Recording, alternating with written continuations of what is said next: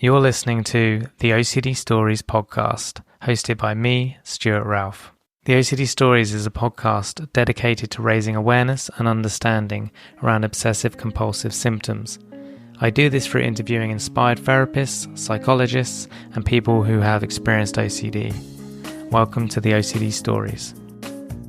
And welcome to episode 460 of the podcast.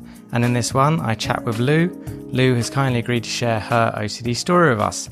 In particular, we talk about harm-themed OCD around her family, self-harm themed OCD, exposure and response prevention therapy, her experiences at the OCD camp, creativity, words of hope, and much more. And thank you to NoCD for supporting the podcast. NoCD offers effective and convenient therapy available in the US and outside the US. To find out more about NoCD, their therapy plans, if they currently take your insurance, or to download their free app, head to go.treatmyocd.com/the OCD stories, or the link will be in the episode description. Thank you to all of our patrons for supporting our work. To sign up to our Patreon and to check out the other benefits you'll receive as a patron, please see the link in the show notes. So thank you so much to Lou for coming on and sharing her story. It was great to meet her at the camp a couple of years ago, and it's great to hear her story on this podcast. And thank you as always to you guys for listening. I deeply appreciate it. And without further ado, here is Lou. Welcome to the podcast, Lou. Hello, nice to be here. Good. I nearly called you Louise there. That's why. Is Lou short for Louise? It is short for Louise. Yeah, but I think the only person that calls me Louise when I'm in trouble is my mum. Okay. So unless you're my mum's too. Not the last time I checked. So yeah, we obviously know each other, and I'll let you reveal that if you want in time. Made it sound a bit weird now, but today it'd be good to hear your OCD story, and you can share that in as little or as much detail as you want to give. Yeah. Okay. All right then. So I will explain how Stu and I know each other because it did sound weird.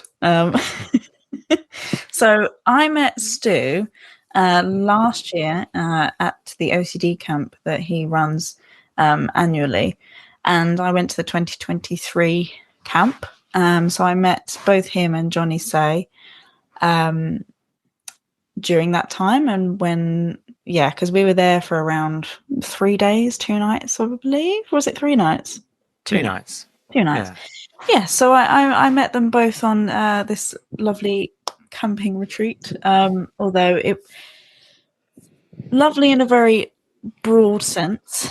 Obviously, it was quite an emotional time, but it meant that we were connecting to each other. It was me and 4 other individuals who also had OCD, and we were obviously connecting quite deeply, I would say, throughout the few days, and it meant we were connecting back to nature, connecting with obviously the facilitators, Stu and Johnny, and connecting with each other. And that was an important process for me because I'd never met anyone with OCD before. So it was interesting meeting these people who were strangers to me, but we kind of almost felt this immediate kinship, which was really nice. But yeah, so that's a brief description of how I met Stu. So yeah, my OCD story. It all kind of started when I was quite little. There are always signs, I think. And looking back on it, I do kind of realize where there were little triggers for me and signs that maybe could have been picked up on had people known about it. But I was a very emotional child, and almost kind of like inconsolable, really.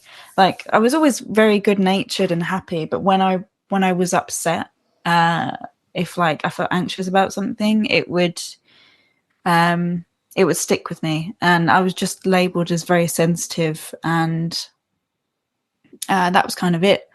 And as I started to grow older, obviously I became a lot more aware of what was happening, and I didn't know why I was feeling these certain like ways, and I didn't know why I had these kind of like obsessive cycles or worries that I kept getting stuck on, that other people or people I thought were quote unquote normal didn't get stuck on.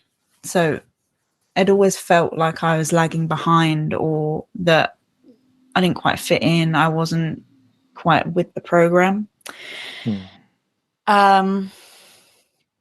So it always kind of felt off kilter for me, and I knew there was something. I knew I wasn't right, but I didn't have the tools to identify that just yet. So it mainly kind of started. It came to the forefront as more like obsessive compulsive symptoms, I would say, when I was in my teenage years. And I've heard this is quite common for girls growing into women who obviously there's a lot of hormonal changes, and you know, I think that could probably be a catalyst for something. But I think that was definitely true for me. So I basically, long story short, I began experiencing harm OCD obsessions.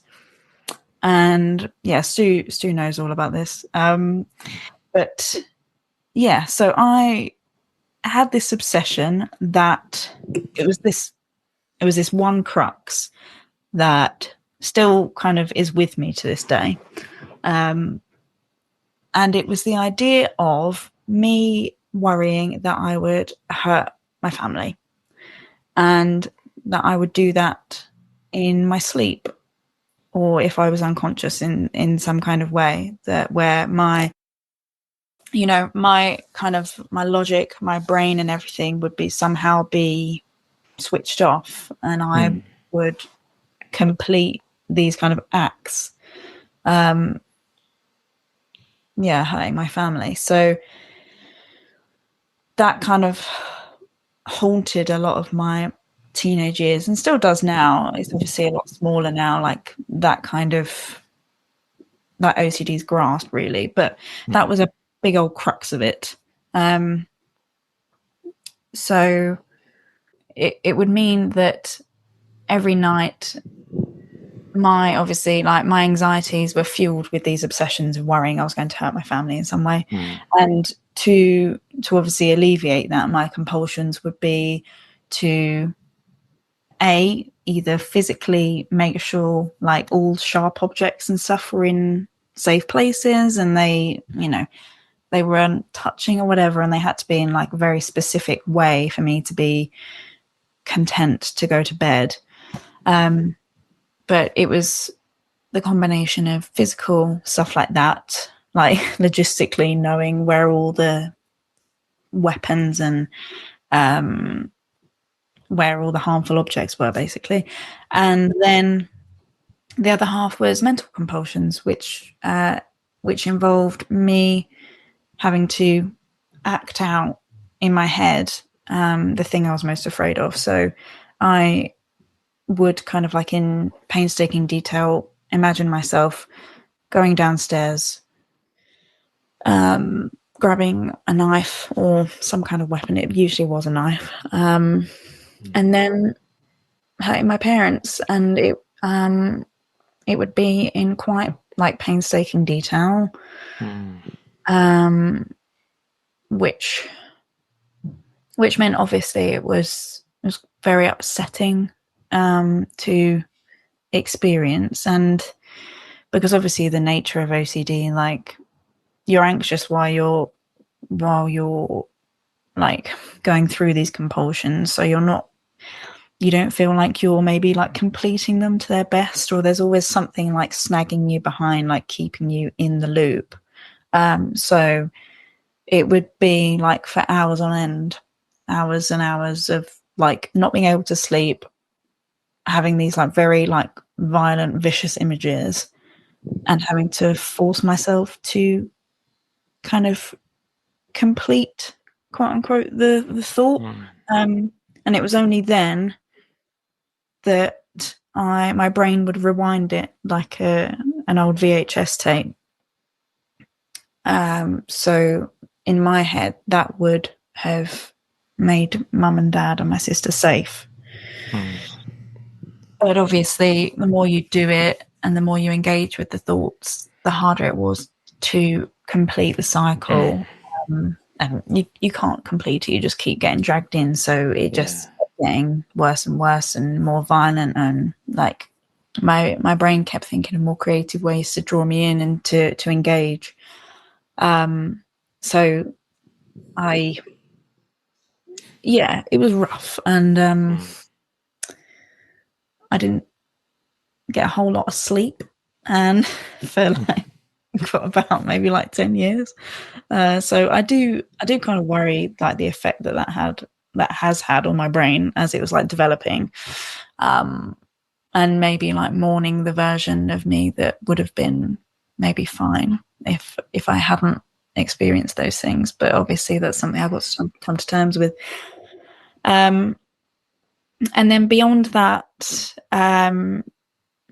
as I kind of moved into my late teens, early 20s, I thought I had a bit of a hold on it. As I went to university, like I wasn't in the same environment as my family. So I was like, okay, I don't need to worry about that anymore. Like I don't need to worry about hurting them because they're not near me. And like, I'm not worried about that. They won't be in my uni flat, you know? And I was fine for maybe like 8 months when I was at university. And then there was just like this mental break, and it all just kind of came falling down. And I realized that I didn't have the tools to help myself. And most crucially, probably, I didn't know what I was going through. Like, I knew that I was like, this could be OCD. But yeah, in my head, I was like, I don't know that. Like, this could just be me, like, being not very well. It could be me actually, wanting these thoughts and obsessions. Like, did I want that? That was a big sticking point. And I think I think it's very common for those with OCD, isn't it? So it began a few years of me trying to seek a diagnosis. And I didn't for a long time, because one, I didn't kind of know where to go. And the therapy I'd received previously when I was at university, when I was doing my undergrad, wasn't very specialised, and I felt quite misunderstood. It felt like I knew more about OCD than the professional did. So it was really quite isolating and stopped me from getting a diagnosis for a while. And there was just one point where I felt like if I didn't put effort into seeking a diagnosis and making myself better actively, and just kept passively letting OCD take over my everyday, that I was probably going to lose myself. Because the older I got, and I went to Birmingham and did my master's, that was probably the furthest away from myself I felt. I remember thinking at that time that I could understand and I could see how someone would like lose their mind. And I remember not trusting myself and realizing that I didn't trust myself. And I was like, I don't want to be this person anymore. I want to trust myself. I want to feel at home in the body I'm in, and I don't. I feel completely unsafe where I am. So that pushed me to seek a diagnosis, and I got therapy, which was ERP, which obviously really, really helped. And I got put on medication. This was in 2019. I got put on some fluoxetine, which has pretty much saved my life, to be honest. And it was a journey for me to get to the point of being comfortable with medication, because I thought, like, my obsessive brain thought that any kind of foreign thing I was putting in my body would somehow cause me to sleepwalk. And it was just fueling that thing. So getting to the point of medication was a real turnaround for me. And I can't imagine what my life would be like without it. So yeah, I think that was a very messy kind of recap, but I've been on medication for 5 years now, and like I said before, the OCD that I have is very small and manageable, and she sits with me every day, but she doesn't consume me like she used to do. Good. Yeah, was that coherent? Can't reassure you. But no, thank you for sharing. Thank you for sharing your story. Yeah, and I've definitely worked with clients that feel like they're suddenly going to get possessed or lose control of their body and do some heinous act towards their family. It's definitely more common than we think, and that worry for obviously just people don't talk about it as much. Yeah. So was it for you? You were just going to sort of lose control? Was it like a possession, or how would you describe it? I thought possession's an interesting word. I've never heard it in relation to that kind of obsession before, but I kind of had this, like, was it a side of me that was like darker, that actually wanted those things? So I thought it was a part of me rather than being possessed by, another entity. Yeah, it's just, okay. Yeah, a sort of evil aspect that's within me waiting to be unleashed, and Yeah, Jekyll and Hyde situation. Yeah. Nice. Well, not nice, but you know what I mean. So, yeah. What have you ever shared this sort of in detail with your family or anything like that? I did when I was younger, because when I was first experiencing those harm thoughts, I was scared that I was going to hurt them. Like, in my mind, it was something that was a genuine fear that I thought could happen, and I thought I was a danger to the people around me. But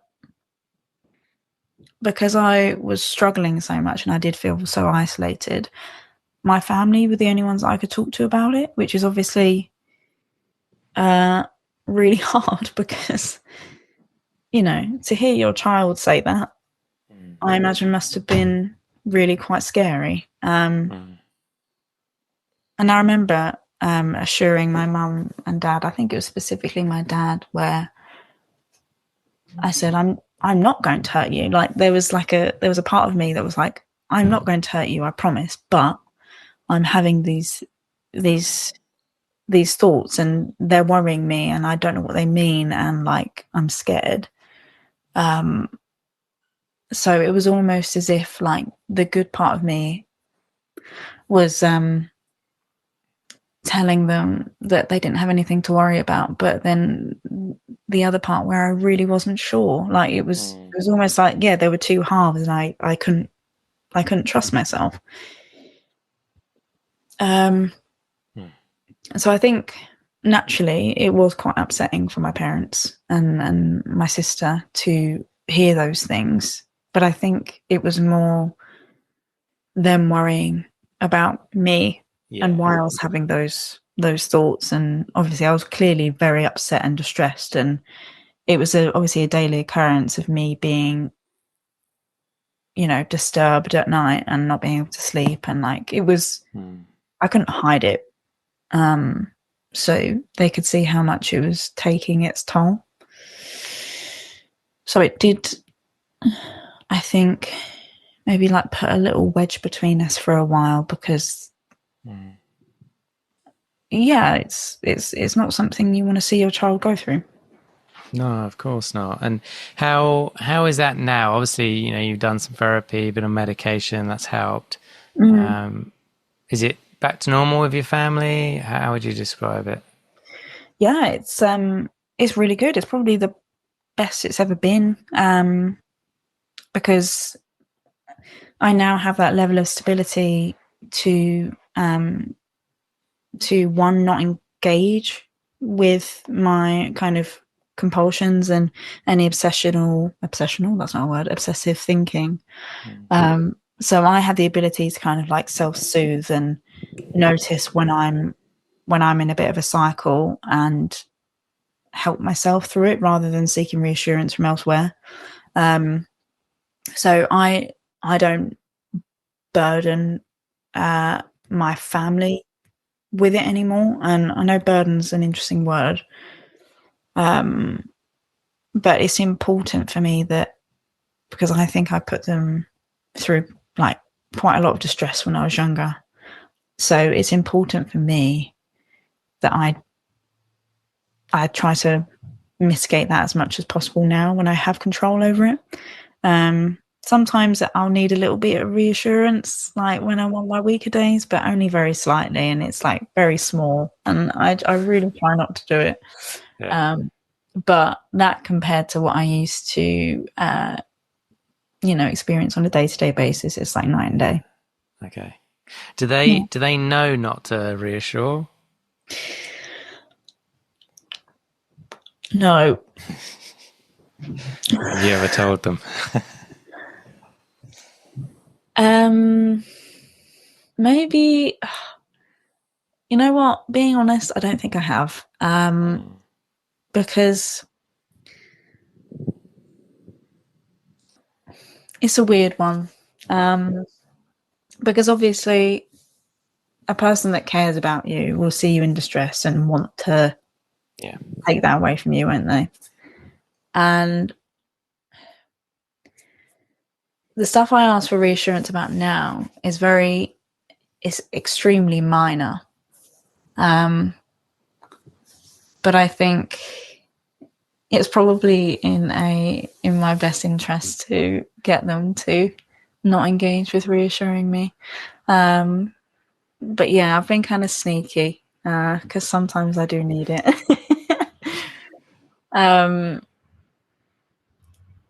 But yeah, with people that have been in my life that, like partners that have been and gone, or friends or something that I spoke to about my OCD, I'm a little bit more open about that, because I think that's always a thing with your parents. They're always going to want to protect you no matter what that means. So I think obviously there's that extra level of protection there. So I find it difficult to navigate. Whereas if it's like with friends and partners, I can kind of, it can be a bit more of a discussion of like, oh, try this. That will help me to like not engage in compulsions. With mum and dad, I think it's because obviously there's such a connection there. It's a little bit of a sore spot. So I really don't like to dwell on like burdening them. Yeah. Fair enough. So okay, so you went on meds in 2019, you said. Yep. How, we don't really talk about medication much because I'm a therapist, not a psychiatrist, and I don't want to come across as advice, but just out of curiosity for you, like how long did it take for them to take effect for you? I think it was around 4 to 5 weeks. Yeah, it took for me. I think that's quite general, but there was a period of when I started them, my dreams were crazy, like crazy, what's the word, like vivid. Because before that, I barely used to dream. It was like literally just like black. And I don't know if that was my brain just trying to get rest where it could. so I don't remember dreaming for a long, long time. And then as soon as I started my SSRIs, my dreams are wild. Some of them initially, there was a few scary ones. But I think there's, your brain's getting used to like this new like influx of serotonin. So it's like, oh my God, what's happening? Especially for my brain. So yeah, that was weird. But as it began to develop and I obviously did feel a bit more at ease and more supported like mentally, I started having really cool dreams. Like they're still quite wild now, but they're actually really fun. And I wake up remembering a lot of them, and I still remember them a lot now. Like I create worlds in my head. It's really quite fun. Wow. That does sound good. Yeah. Yeah. It's nice when you have those types of dreams. Okay, cool. And when you said there was a few that were bad, were they sort of OCD type dreams, or were they bad in other ways?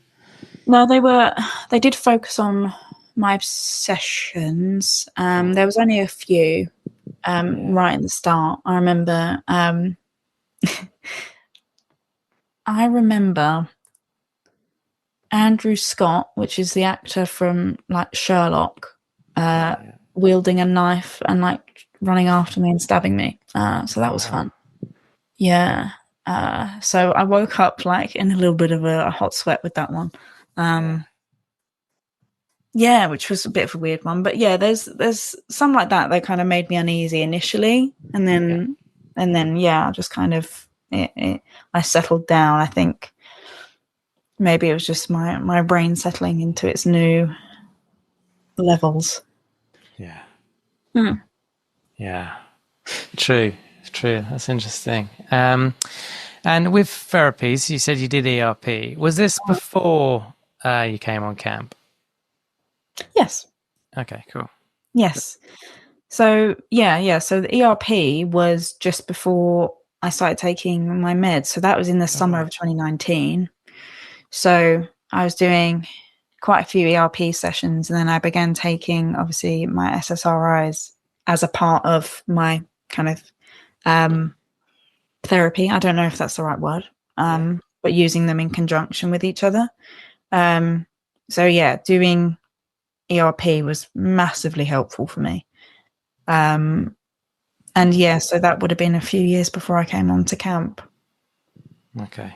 Yeah. And how was the ERP? Did they get you doing exposures around knives or any, Yeah, so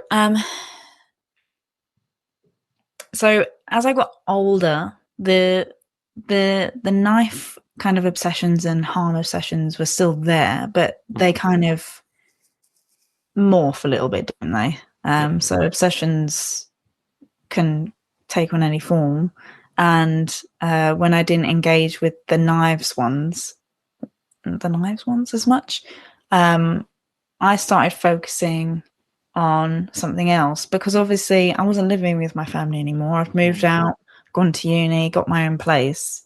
So I didn't really engage with that as much anymore. And I remember having this one thought when I was doing my master's, and it was, oh, you could harm yourself in your sleep.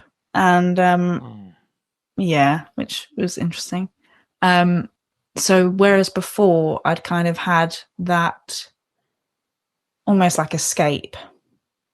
Like I remember going to friends' sleepovers when I was like 10 and being like, oh, I can actually sleep tonight because I don't have to worry about doing anything like that. So now I still have that obsession to this day, worrying I'm going to hurt myself. And usually, interestingly, it doesn't focus on knives. It does a little bit, but it's more to do with like household chemicals. Like I worry I'm just going to like chug loads of bleach. Yeah, so that stuck with me for a long time. But the reason why I mention is when I was doing ERP, this was probably my biggest obsession, because I was living with my partner at the time, and obviously I was worrying about harming myself. So yeah, it was a lot of exposures to do with like obviously household cleaning, because it meant that I kind of avoided using really harsh chemicals wherever I could. So it meant like doing like regular cleaning with certain products, and relating back to kind of my sleepwalking type thing. I did think that I would drink bleach in my sleep. So as a compulsion, I would put loads of stuff in my like path. So my path from myself to the bathroom where anything like dangerous would be, I'd just put loads of crap in my way to like hopefully wake me up in the process of me going to supposedly do that. But it could be anything. I remember putting I remember putting a tiny bit of loo roll crumpled up into like my toes, like in between the gaps of my toes, so I would know if I'd been up in the night, because I'd see them on the floor.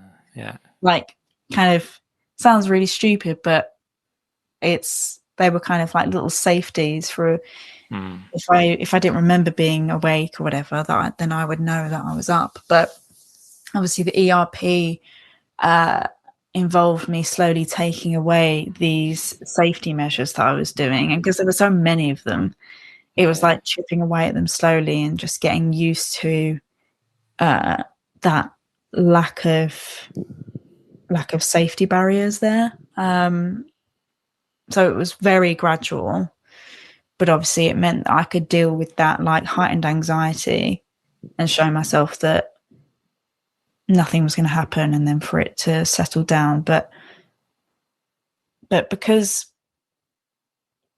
I've always had the obsessions of, doing something in my sleep when I'm not conscious or anything like that, it's, as much as I try to reason with myself and rationalize while I'm awake, because I believed maybe in some part of me that there was this like dark side that wanted these things, there was only so much I could comfort myself. And the other part, I just had to genuinely leave to risk, because that's how much of a danger I thought I was in.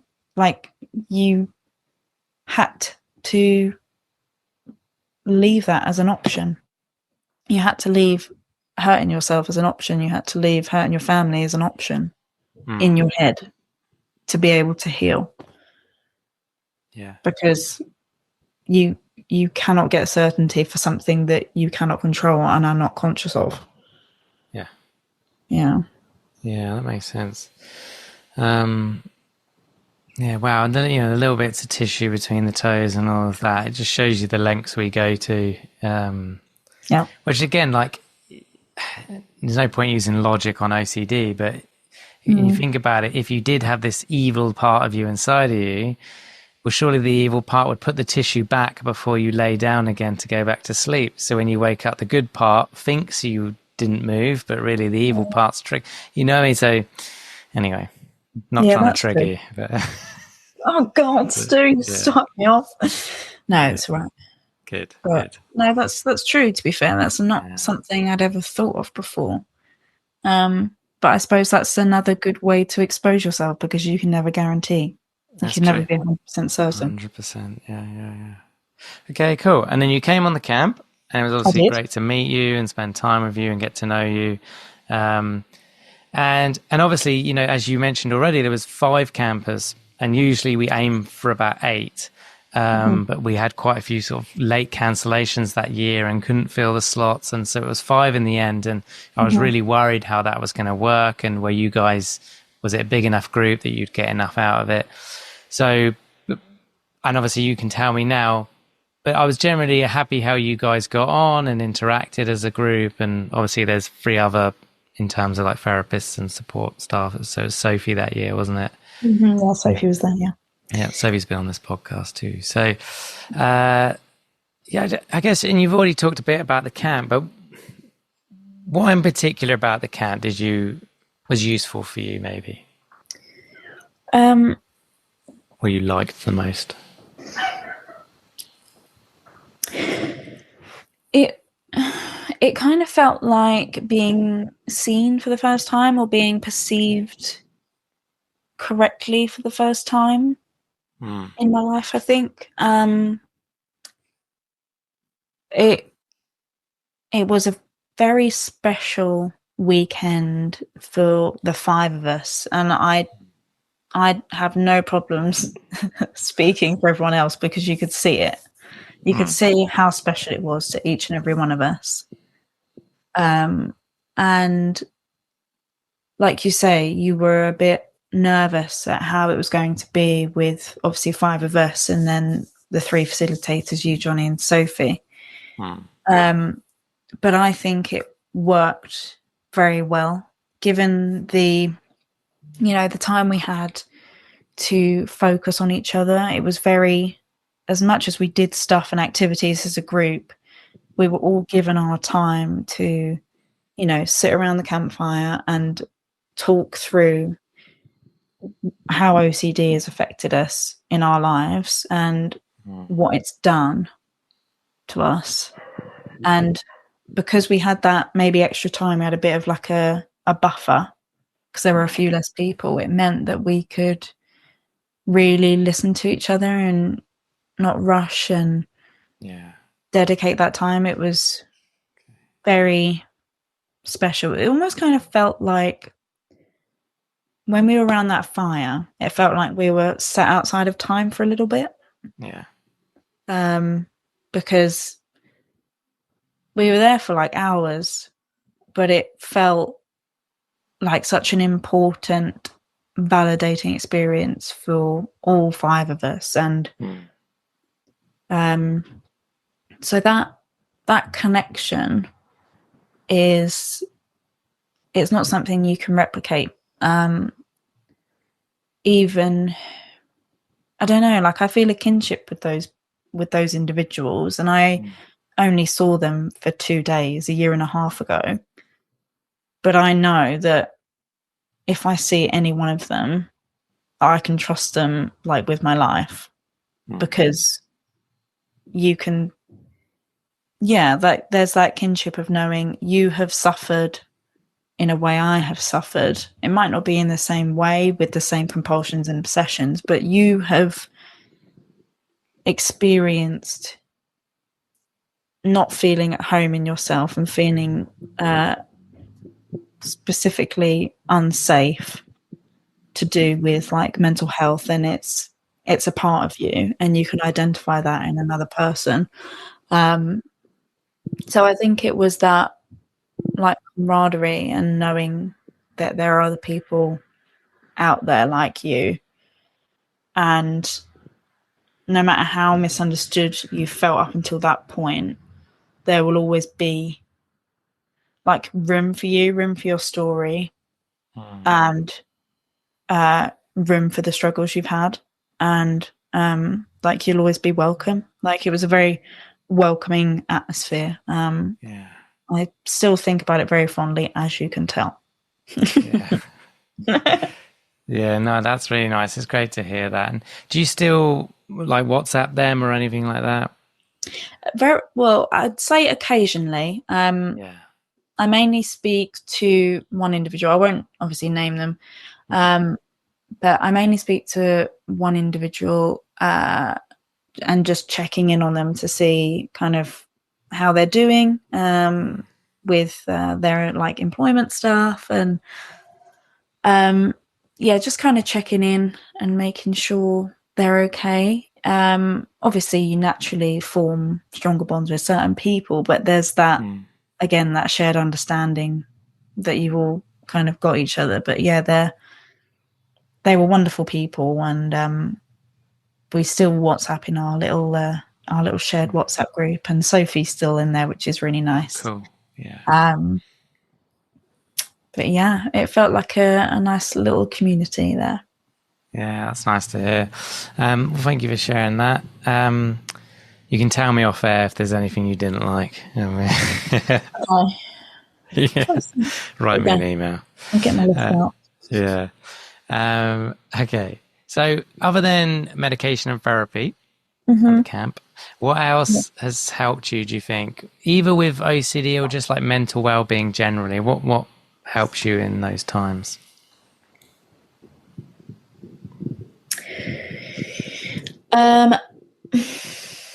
So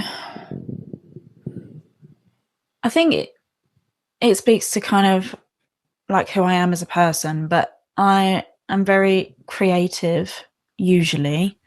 And I have a creative job, so there are lots of outlets for me to be creative. But I find processing a lot of my kind of mental health situations and things I'm going through art to be really helpful. Because I usually, I mean, you might be able to tell this, but I'm not usually very good at conveying how I feel / with my words. So I like to write and illustrate how something makes me feel. And sometimes that's the only way you can get it out, because obviously to do with like obsessions, they're not going to always be the easiest things to talk about. So to even get it down on a page and to draw it out, like I just find it really kind of cathartic. It's somewhere to put these things that are in your brain that you like really don't like and that you hate, and then you can just like put them somewhere so they're just not like clogging your brain. So I very much enjoy that. I don't know where I'd be without it, to be honest. And community. As I've gotten older and I've, met people like yourselves, like you and Johnny and Sophie, and I'm being a bit more like responsible for putting myself within the circles that know about what I go through. And it's my responsibility to make sure I'm like clued up and like arm myself with knowledge to make sure I know what I'm going through and put myself in those circles that are helpful for me. So like that's why I went to the camp, to build my community and build like understanding of not how OCD just affects me but other people. And that's why I went to the conference last year, because I have this thing, why not learn about it and use it as a way to make my life easier and to predict maybe issues before they arise. I remember going to the conference last year in London, and I remember going to a maternity session and talking about postnatal OCD. Postpartum OCD, sorry. Because in myself, I know that I'd like to be a mum someday. So, and I know, I'm not going to be naive and think that wouldn't be an issue for me, because with my luck, it probably will. So I have to arm myself and go in that way. So it's being responsible, not being naive, and like just being a sponge and taking it all in, and then like if it gets too much, just blowing it out on a page or drawing or whatever. It gets it out. I like that. Absolutely. Yeah. Good approach. And that's the OCD Action Conference is the one you're referring to. Just for anyone. Just anyone in England listening, they might be like, I guess the UK, not just England. Don't insult my Scottish, Welsh and Northern Irish listeners. I'm forgetting what I was going to say, but I like your approach to being prepared and thinking things through and, yeah, planning for the worst, hoping for the best. That strategy. That's how best to do it, Stu. Then you're never caught on the back foot. And if something good happens, then it's only a nice surprise. Yeah. Nice. When something good happens. When something good happens. Yeah, that's very true. Yeah. Yeah. Nice. But yeah, the OCD Action Conference was excellent. And there were a lot of people that came from overseas. So many people. Yeah. It was so wonderful to see just how much of a hub of knowledge it was. So yeah. Yeah, that's a good point. Yeah. Yeah, and I think they're doing one maybe next year, I heard a rumour. Cool. And I'm sure OCD UK will do one soon at some point as well. So, yes. Yeah. So, words of hope for anyone listening. What would you tell them? Ooh, okay. Words of hope. If you're needing words of hope, you are in the right place. You're listening to the right podcast. You're within the right circles, and trust yourself and keep pushing forward in finding stuff out. Don't be afraid to go to these conferences, go to these, like expos, like speak to people, go on OCD camps. You might just have the best weekend of your life. Get out there and meet people and see how it affects them, and share stories and share tools. There are so many people out there for you to learn from, and don't see OCD or having OCD as like a setback. There are so many resources out there for you. So many very clever people doing loads of research into it. So it's a very hopeful future for you. But arm yourself with knowledge, find out how it makes you tick, and find what's best for you. Try therapy, try SSRIs. They're bloody great for me. Make sure to trust your doctor's opinion. And yeah, you won't be as lonely as you used to be. If you're listening to this podcast, you're in the right place, and keep being a sponge for knowledge, and everyone's here to help you. There's no more understanding community than the OCD community, I've found. So, yeah, you got this. Nice. I like it. And let's say you pick up the phone and call the 18-year-old you. What would you tell her? Oh my God. Okay.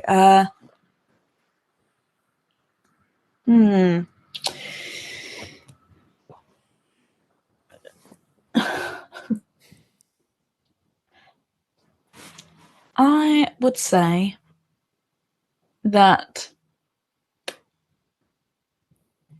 I would say for her not to worry, because everything she's going to do in relation to her mental health will be the journey she has to go on to carve a little niche for herself in the world.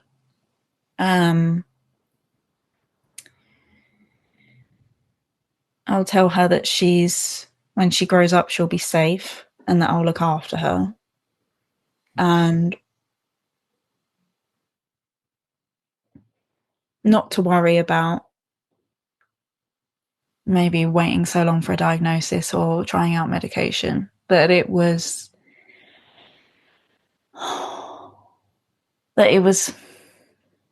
if she couldn't change anything, like, it was a process we had to go through to get to where we are now, and that everything is okay. And and your future isn't as dark as you think it will be. It's actually a whole lot brighter. And yeah, to just trust yourself, really, and know that the older version of you is going to look after you. Nice. I like it. And you got a billboard? What do you want written on that billboard? Do you ask everyone this? Pretty much, yeah. A billboard? Yeah. What? Be anything. But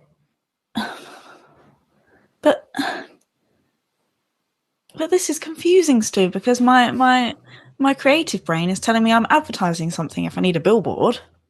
Yeah, you're selling a message. I'm selling a message. Okay. What do people need to see or read?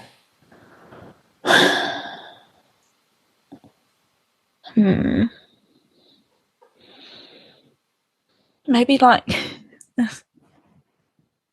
I mean, it sounds flippant, but it's true for me. Store-bought serotonin can save your life. Nice. Like it. All right. Not sure if I like it, but I can't think of anything else at this point in time. So it's good. We'll go with that. And is there anything else you wish you could have said or shared today? Only that for you listening today, please consider doing the OCD camp with Stu and Johnny, because it's excellent and you won't regret it, and it's a wonderful connective experience. Thank you. No, I appreciate that. Currently only open to people in the UK though, so just throwing that out there for my US listeners. That's just because there's too much demand in the UK, so we closed it within borders for now. Yeah, long term we hope to open it up. So actually we'll check in January anyway, because it might open up, who knows, but right now. So, but look, thank you so much for coming on and sharing your story. It's great to see you again and hear it. Yeah, no worries. It's a pleasure. Been meaning to come on here for quite a while, but I'm glad I finally have, and it's an honour to be featured. So thank you. Thank you for listening to this week's podcast, and thank you to our Patreons who helped make this episode possible. And if you would like to find out more about Patreon and the rewards and benefits, then there will be a link in the episode description. If you enjoy the OCD Stories podcast and would like to support us, please subscribe and rate the show wherever you listen to the podcast. And thank you to NoCD for supporting our work. If you want to find out more about NoCD, head to go.treatmyocd.com/the OCD Stories or click the link in the episode description. And quick disclaimer, guys, this podcast is not therapy. It is not a replacement for therapy. Please seek treatment from a trained professional. And until we speak, take care.